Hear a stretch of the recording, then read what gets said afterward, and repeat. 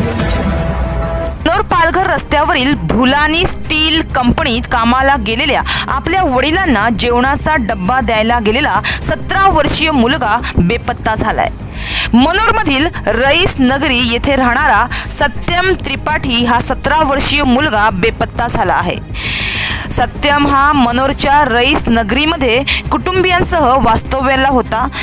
गेल्या 10 दिवसांपूर्वी सत्यम वडिलांना जेवणाचा डब्बा देण्यासाठी कंपनीत गेला होता।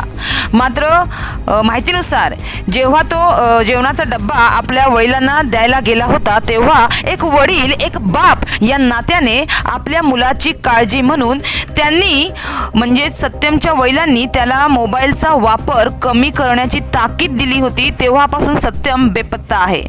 गेल्या 10 दिवसांपूर्वी सत्यमच्या कुटुंबियांनी त्याचे नातेवाईक आणि मित्रांच्या घरी जाऊन शोध घेतला, मात्र सत्यम सापडत नसल्याने त्याच्या कुटुंबियांनी मनोर पोलीस ठाण्यात दिलेल्या फिर्यादीनुसार मिसिंगचा गुन्हा दाखल करण्यात आला आहे। मात्र सत्यमचा कुठेच शोध लागत नसल्याने त्याचे कुटुंबीय चिंतेत आहे।